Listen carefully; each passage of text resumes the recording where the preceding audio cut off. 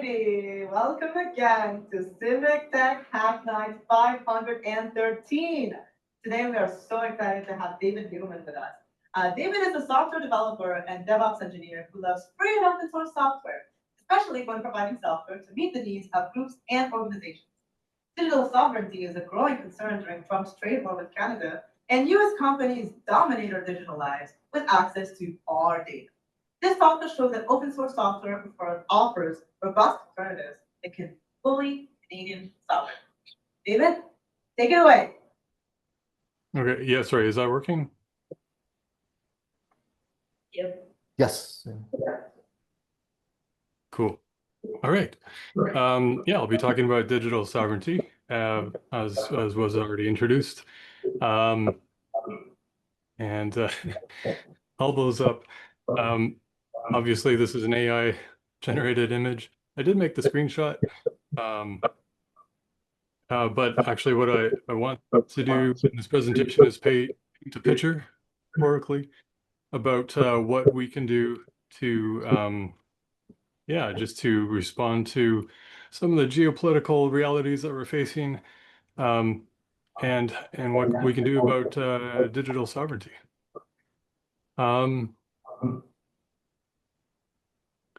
Yeah, I want to quickly go over some definitions.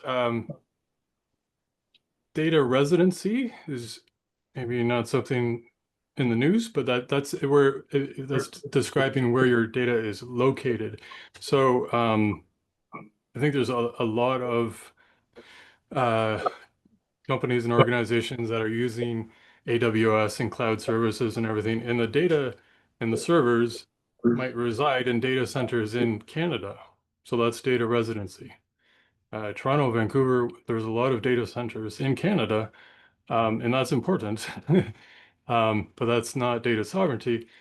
Sovereignty describes who has control over the data. So if it's the data might be in Canada, but if it's if the data center is owned and operated by an American company, then they have the control over those systems. So that's an important distinction.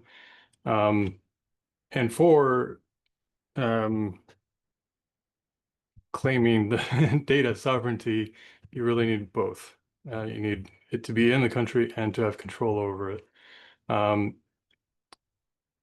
going to get sick of saying the word sovereignties, but there's a lot of different terms that I've seen used in the news. I think data and digital are almost used interchangeably. Data doesn't usefully exist on its own without technology, so I tend to prefer the use of the term digital, which includes, I think, both. Then cloud sovereignty, I've seen a lot of discussion about that. Oh, let's change my, okay, it's back. Cloud sovereignty, I think that can mean a lot of things, but I think it's about the infrastructure, like the actual hardware, the data centers involved that are required. And then network sovereignty is important. So that's the routing of internet traffic. And you can actually imagine a real scenario where you might have Canadian controlled data in a data center in Toronto that has to go to Montreal at another Canadian owned data center and operated, but because of the network, it actually travels, it finds the fastest route, and that might be going through the United States. So Canada does not have network sovereignty. So now in my career, I've been a DevOps engineer for many years, and I've done a lot of work with cybersecurity. So these are things that are pretty familiar, I think, for a lot of us. We need to be careful with, using good passwords, be careful for phishing scams on emails and SMS and things like that. And if you're a coder, you need to be aware of other vulnerabilities and other attacks that might happen. And I guess for the context of this, I want to add, we need to consider foreign governments which are not becoming less fascist authoritarian anytime soon. And they have legal access to our data. So I want to specifically talk about the U.S. Cloud Act, which came about in March of 2018. So it's not new. Cloud actually stands for Clarifying Lawful Overseas Use of Data. And there's links here. By the way, I'm going to share my slides at the end. So all of these links, you can follow these links later if you want. The purpose of the Cloud Act is to investigate crime. So that would happen in cooperation with the two governments involved and so on. But as Neil Young has put it in a recent song, there's big crime in DC in the White House. So this Cloud Act is very concerning now for many countries around the world, including Canada. Specifically, there's in France, there was a question to a representative of Microsoft, and he admitted that they cannot guarantee data sovereignty. So it's pretty real. And yeah, cybersecurity is basically, I think of it as a network of trust. You have to trust software, and our digital lives is based on a very complex stack of things. Yeah, basically it's all about trusting all the different elements of that. So even the big tech giants that we know are trustworthy to a point because they want to keep customers, right? But then if there's a significant piece of this complicated puzzle, well, that it needs to be mitigated, patched, or removed is maybe some DevOps language. But when Trump talks about 51st state, yeah, that just shows that, yeah, I think that trust is being eroded. Okay, so maybe we're all convinced on we need digital sovereignty. There's maybe a recognized problem here, but how? When there's the trade war has started, when Trump's trade war started, customers in Canada, they started turning produce and items upside down on the shelf. That would just help fellow Canadians identify the U.S. products. I thought this was a great quick hack. I believe it's still happening. But for our digital lives, well, the identification isn't the problem. We know that all these are American-owned companies and fall under the Cloud Act, but finding the alternatives is the tricky part. So I think what I am hoping to show is that we do have options, and open source offers quite a lot to us in this.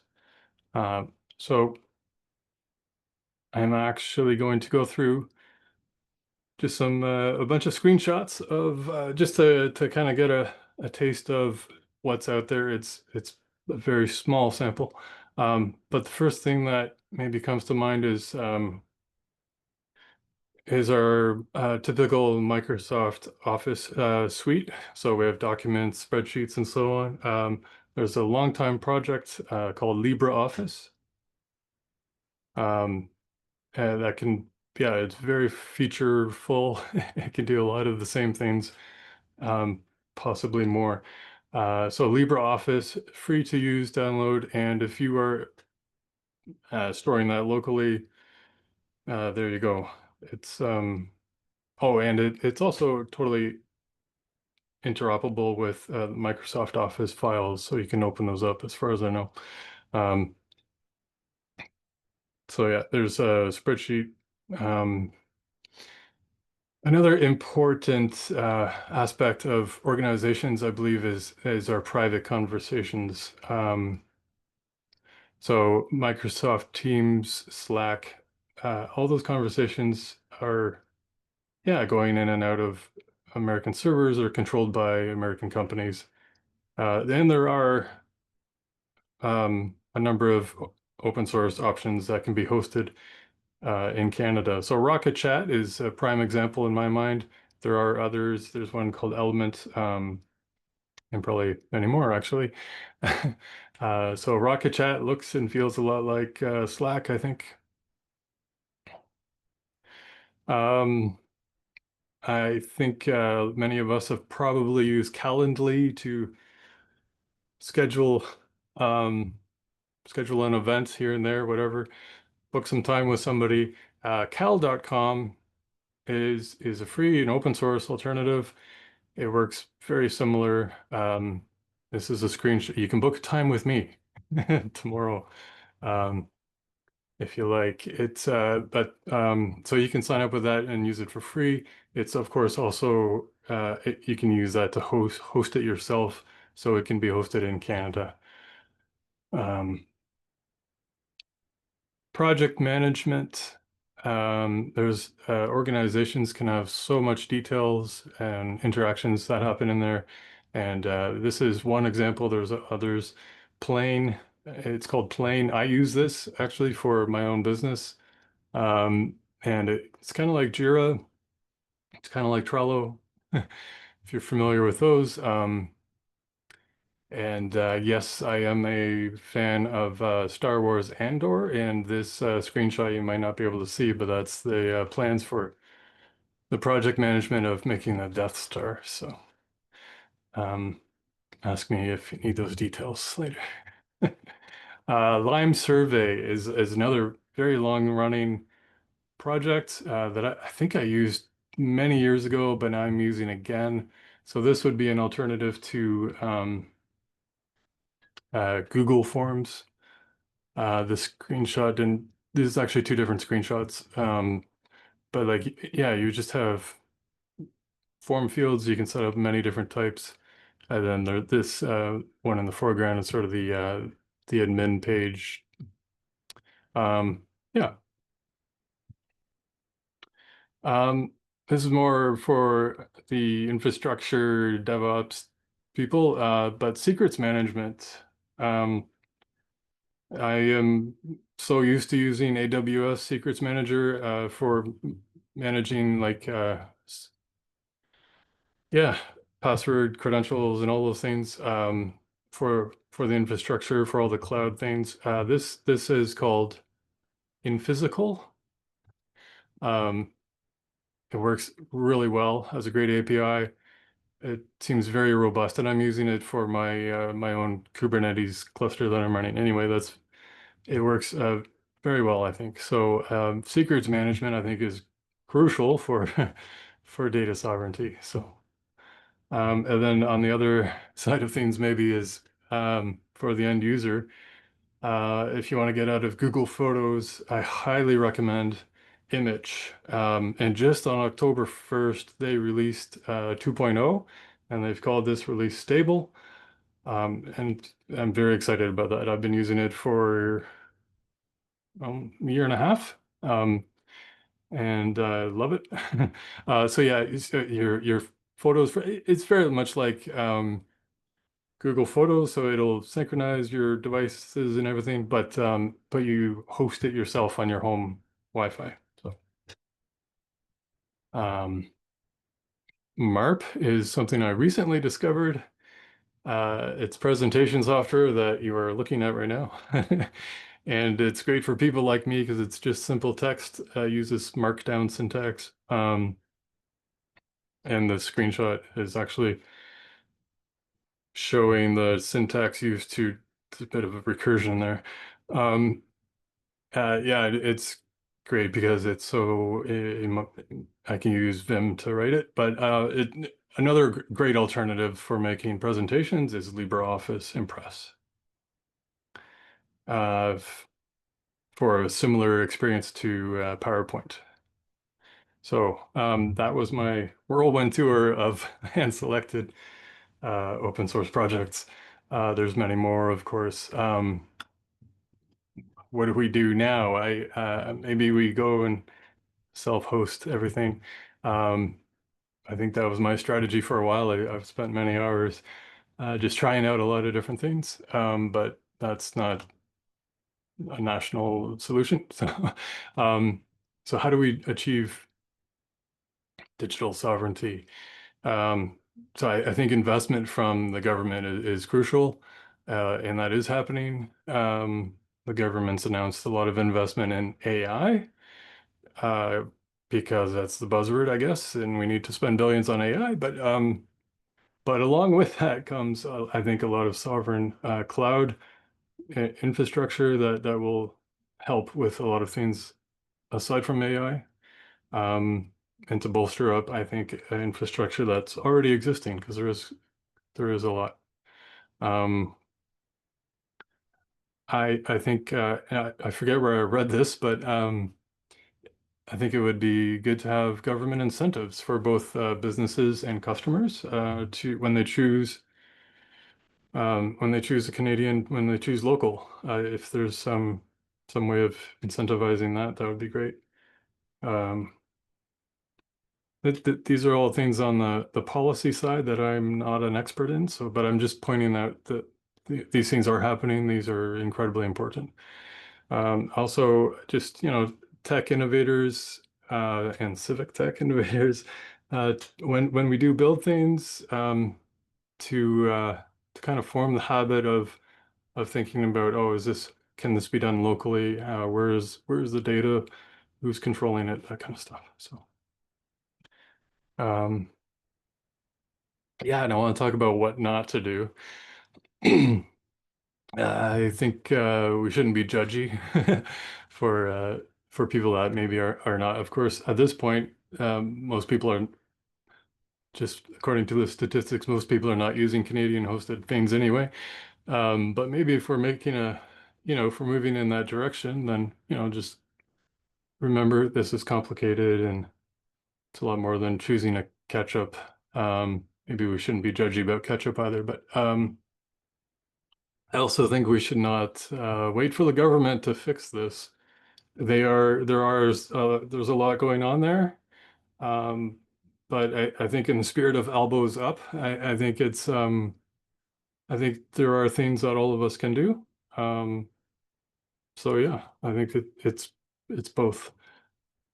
And and yeah, I think it's a big scary problem because our digital lives impact almost everything. But worrying isn't helpful. It just adds stress, and that's not going to be productive. So it's hard to turn off maybe sometimes, but with everything going on. But I encourage us to not worry, and to do other things, to take action. So what can we do? Um, yeah, I think when things come up in this topic, then we can be a voice for sovereignty. Um, there's also some great examples in Europe. I think some European countries are well ahead of Canada in this.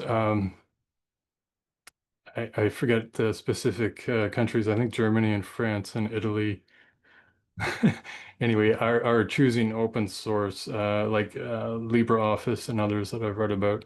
Um, yeah, also, recently about a month ago, there was a letter of 70 signatories that was sent to Prime Minister Carney. Um, I'll have a link for that later, but you can add your name to that letter still, so the number of signatures are growing there. Um, we can also partner with consultants and IT providers who offer sovereign solutions. I put a wink there because that includes me, but I'm not the only one. There's a lot out there. So if you're looking for that kind of service, then maybe you look for ones that offer Canadian digital sovereign solutions. And I think we can work together. We can help each other. Learning new tools, that's intimidating. I mean, it's something I particularly love to do, but maybe I'm weird that way. But a lot of people like just switching to a new thing, that can be stressful. So if we can support each other in our communities, in places like Civic Tech Toronto, and to find those communities, I think there are a lot of different communities that happen, especially around open source projects. So I want to do a quick plug for Can Shield Digital, which is a business that I founded recently. It's very new, with the hopes to move towards more Canadian digital sovereignty. And I am looking to partner with small and medium organizations and provide technical strategy, and IT solutions, but with a focus on protecting your privacy and security. Yeah.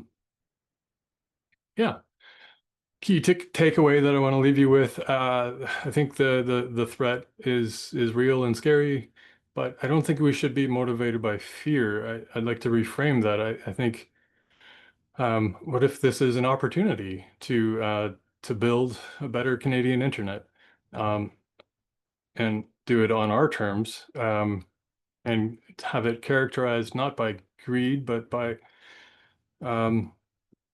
sharing of knowledge and creativity, and not by market domination and control, but characterized by cooperation and mutual respect and inclusion. And I think this is entirely possible if we work towards that. So thank you for listening to my Civic Tech Talk.